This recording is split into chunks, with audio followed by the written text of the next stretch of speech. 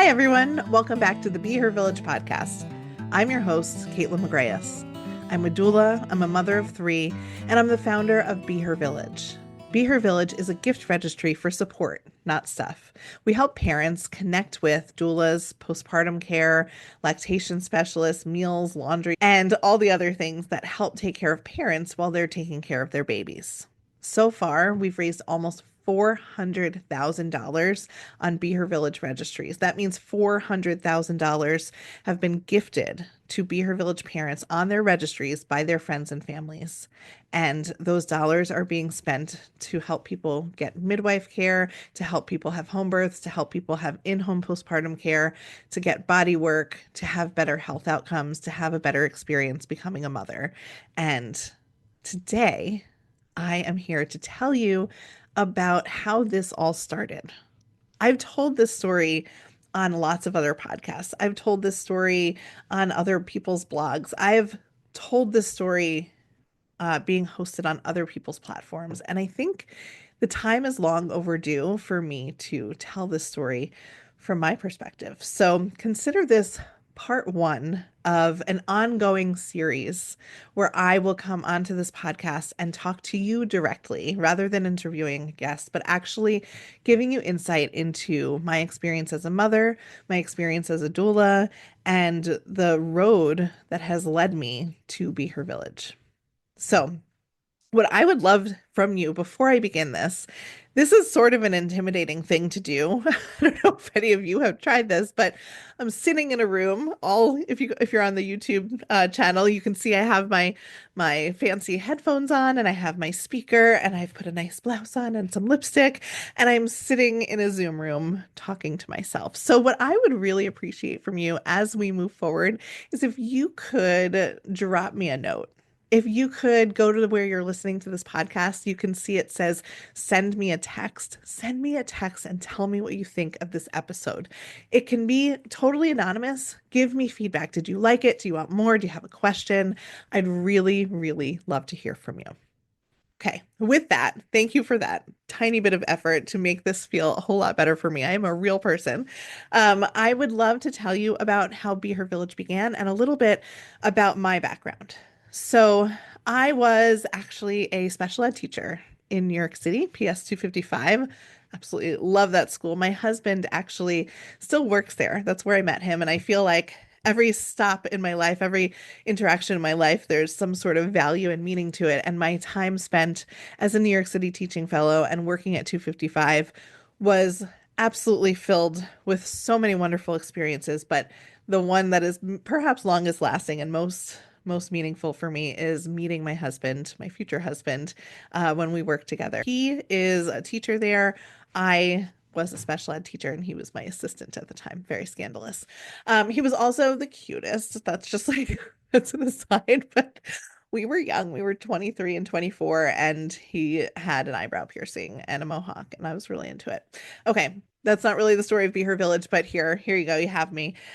So I was a special ed teacher, and I was not in the slightest expecting to dive into maternal health care. I was not in the slightest expecting to be an advocate, expecting to lobby on behalf of mothers, certainly not expecting to launch a doula practice or to try to create a better baby registry and ending up being a tech founder in a startup world. Like, this is all of the things that have happened and are happening to me are, I don't want to say accidental, but they're definitely like have just sort of happened because that's the exact right place and right time for me, not because I have set out to be any one thing.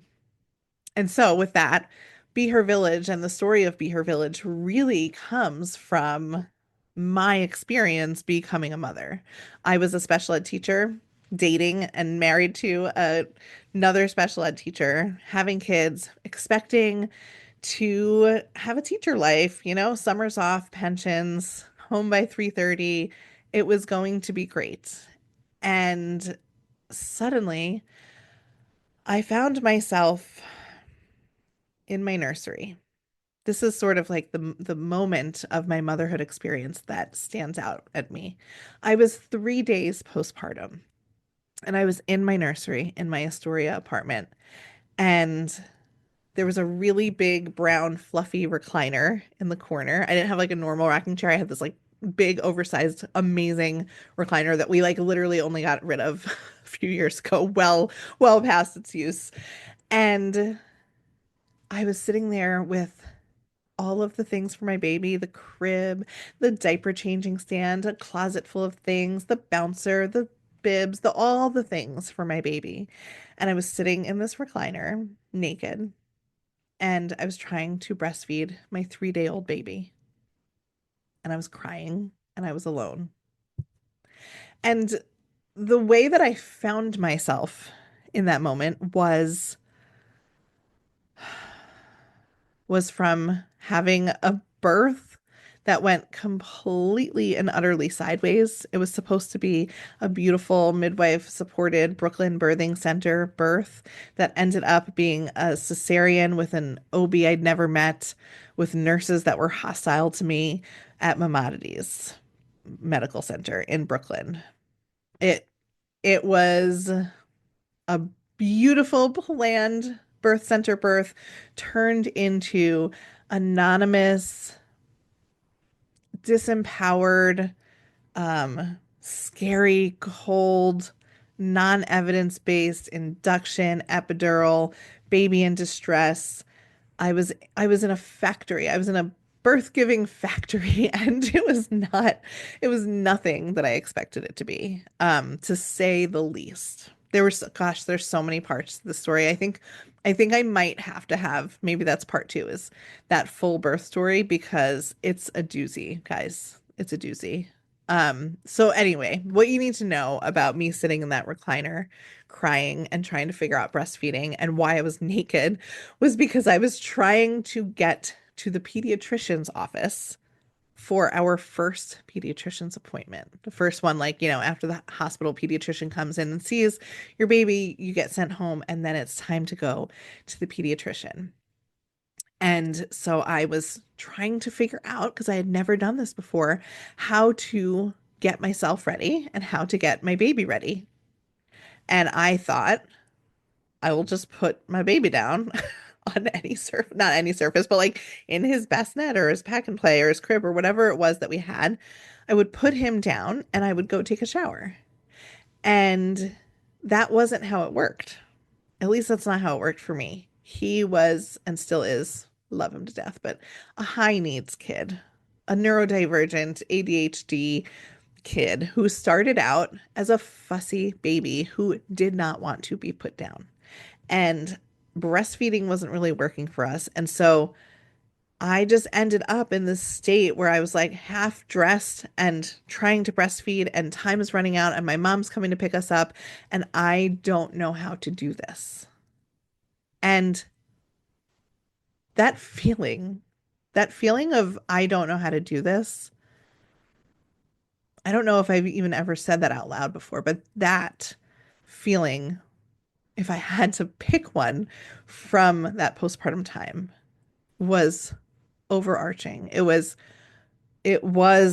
the overwhelming feeling. I don't know what I'm doing. There's this like mythology too around motherhood that as soon as the baby comes out, we will know. We'll just click into gear and everything will be great. And we'll just latch the baby on, and our maternal instincts will flare up from some unknown location, and we will just know exactly what to do. And while that's probably true for some people, and in some like filtered version of my own motherhood, I could tell that story. I'm a good storyteller. I could tell that story. But when I sit here and really try to be honest with myself and with you, I had no idea what I was doing. And the maternal love that I did feel coming up, it was very much a click for me. It didn't feel like maternal love. It felt like fear. It felt like anxiety. It felt like the world was a scary, scary place that could hurt this little baby who I was tasked with taking care of. It felt like the love I had for him was not a healthy kind of a love. It was an anxious love. It was a fearful, scared love. And I didn't know what I was doing. And I mean that in like a more existential, like I didn't know what I'm doing as a mother, but like I also did not know how to physically take a shower and take care of a 3-day old. I literally did not know how to breastfeed. My nipples were cracked and bleeding and everything hurt and the baby wasn't pooping. And it just felt like I was failing.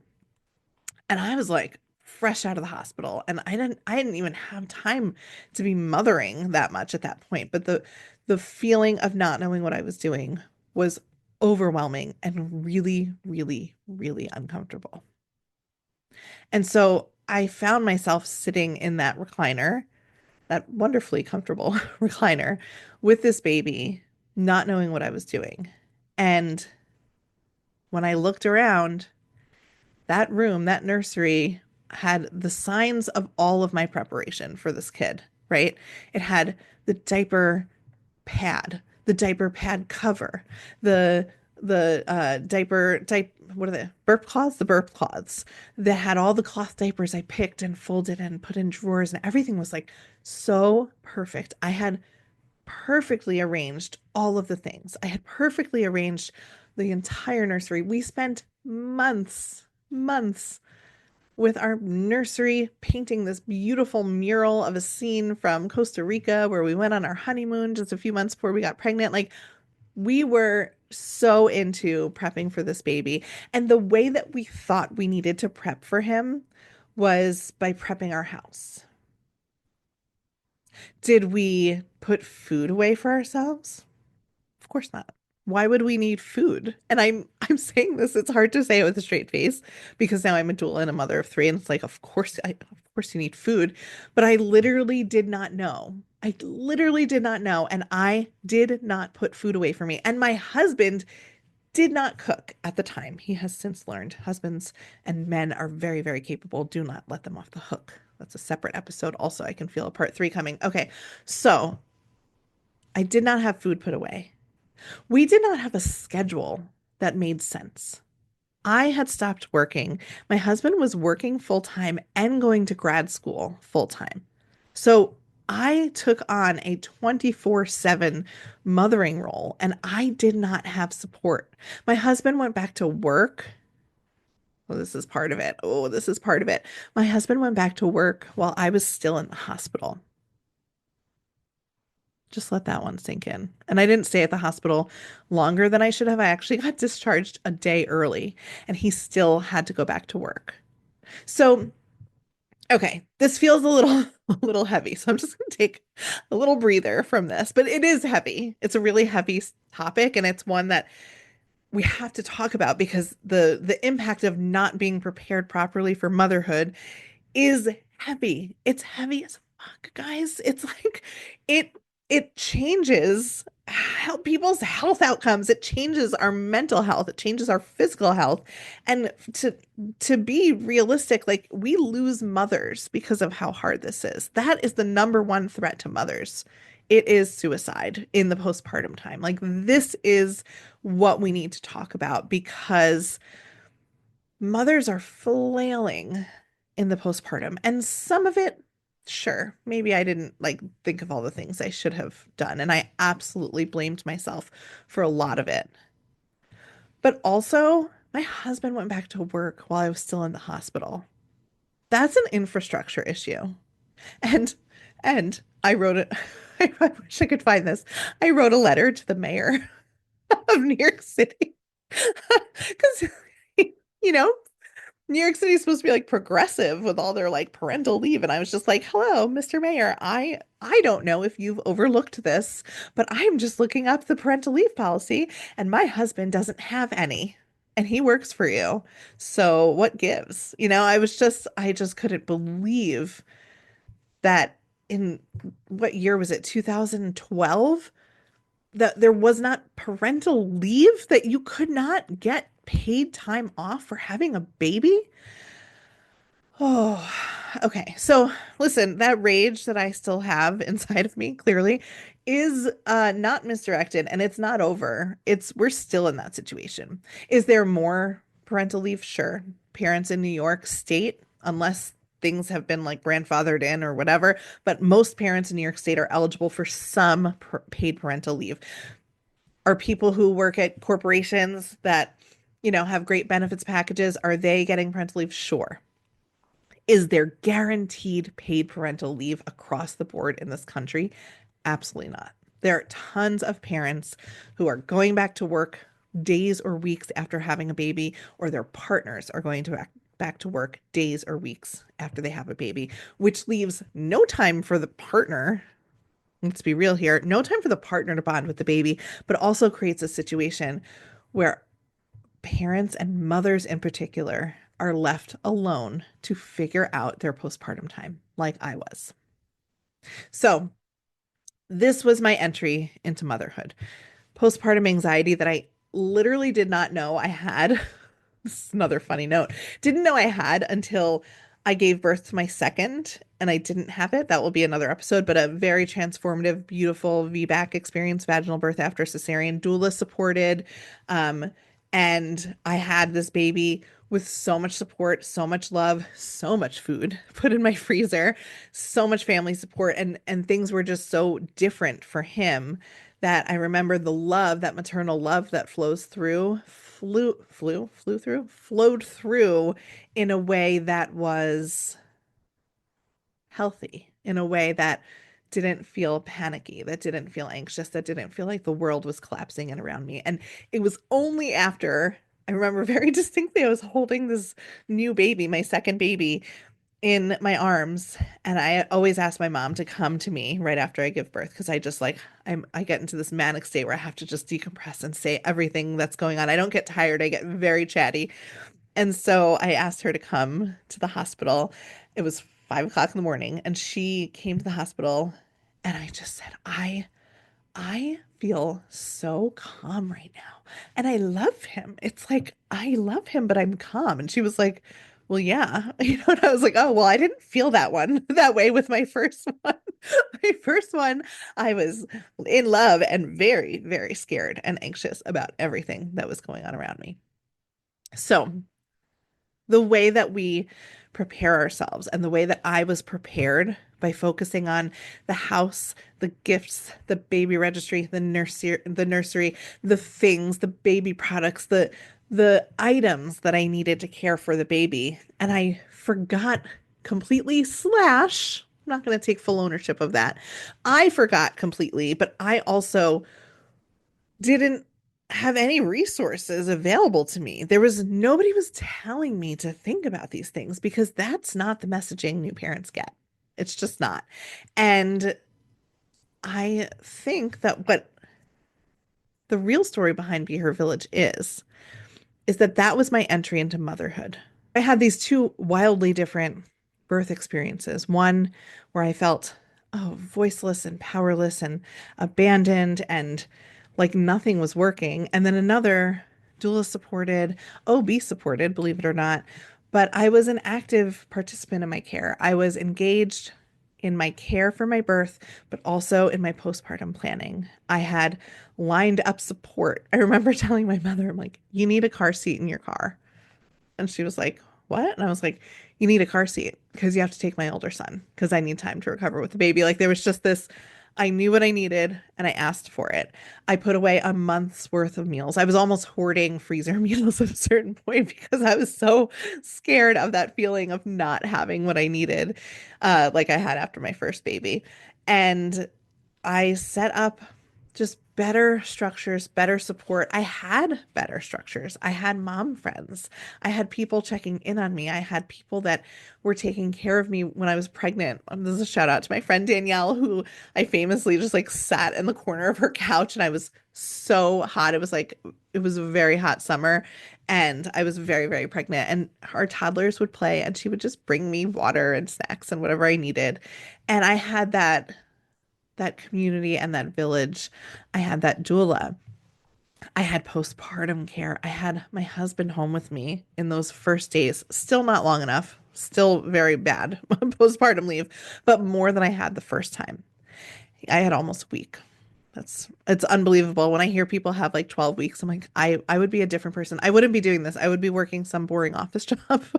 I was, or I'd be teaching or something. I would not be sitting here shouting from the rooftops about how we need to support parents differently if I had been properly supported. And um that is the real story behind Be Her Village. It is that I have taken the really, really bumpy, totally unglamorous way that I entered motherhood, where every single thing that could go wrong felt like it did, where I unceremoniously plopped myself into motherhood and did not have the emotional flexibility. I did not have the preparation. I did not have the vulnerability needed to ask for or accept help. I mean, there were just so many areas of growth that I didn't even know I had. That's motherhood for you. That I ended up drowning. I ended up drowning and in a lot of ways it colored the beginning of motherhood. This fierce feeling of needing to know, even though I didn't know, right? Like that sitting there in that nursery 3 days postpartum and just not knowing what to do. And it's in some ways it makes you more resilient, of course. Of course. These hardships and these traumas and what doesn't kill you makes you stronger. Those are all, of course, true. And they're true for me. And I am grateful, and it has not always been easy to feel this, but I am grateful for the experiences that I've had.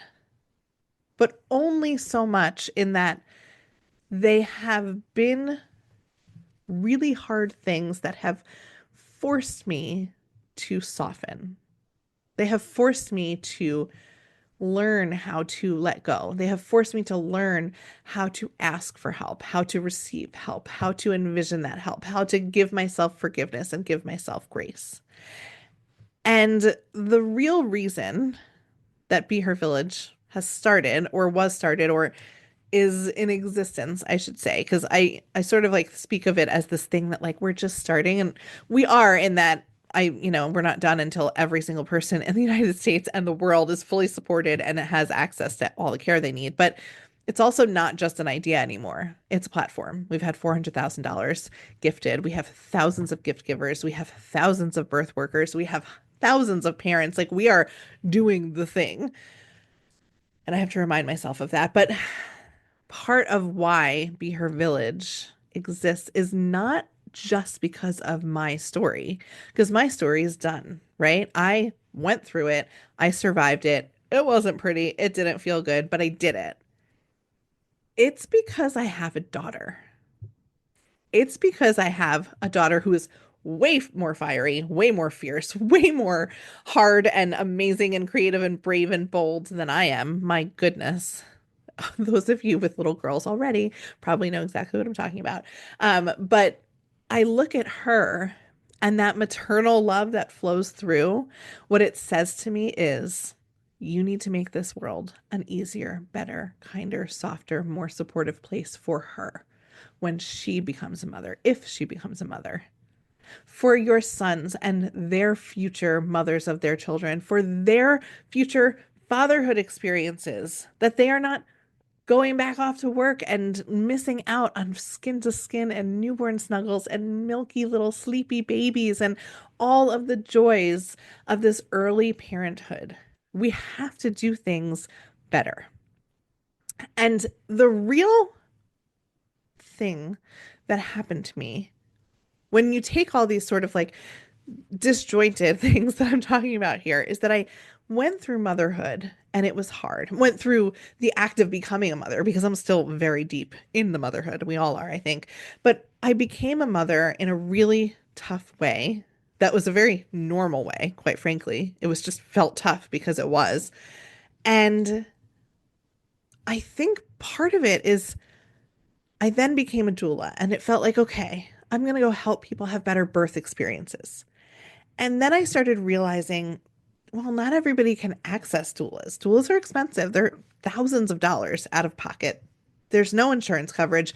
There's some now, but it is far from universal. There are tons of gaps in the coverage. And the reality is that there are billions of dollars being spent on baby shower gifts. Billions, Billions, billions of dollars every single year being spent at baby stores, at online registries, and all of those dollars are being spent to send new mothers a bunch of stuff for their houses, to prepare mothers for their houses. And what I know to be true because I lived it with every cell of my being is that that's only part of the picture. We need mothers to feel supported completely. They need their needs met. They need food. They need sleep. They need someone to teach them how to take a shower with a newborn. They need someone to hold their baby. They need someone to teach them how to breastfeed. They need pelvic floor therapy. My God. And quite frankly, most of my mom friends now of like elementary and middle school kids, they need it more than ever because they didn't get it when they were new moms. Moms need support. They need other groups of moms to hang out with. They need therapy. They need massages. They need yoga. They need someone to help them return to work, to learn how to pump and which pump and parts and refrigeration and how to set up a nursing station. They need to navigate that entire return to their previous life. They need to navigate return to fitness, which is not as clear cut as it should be. And there's a lot of misinformation out there. Mothers need support for the wholeness of their being. They don't just need baby stuff in their house. And we have this wonderful occasion, the baby shower. We have gift giving that happens. Even if you don't have a baby shower, you will get gifts when you announce your pregnancy, when someone finds out about it, when you have your baby, people send you gifts. Even if you don't ask for them, even if you don't register for them. So we have communities full of people who love, love, love the new mothers in their lives, who want to support them, who are spending their very hard-earned dollars on those new mothers. And they're spending it on the wrong thing. And not because they want to spend it on the wrong thing, because there's only one thing out there right now, and that's baby stuff. And with BeHerVillage, what I've done is I've created a way for us to receive and to give real gifts of support, like laundry. Would someone like to come and do my laundry? Cool. I will accept that as gift. Like doulas, like advocates, like belly binding, like midwifery care, like home birth care, like birth center fees, like birth classes, like maternity leave, like copays, like all the things that support new mothers.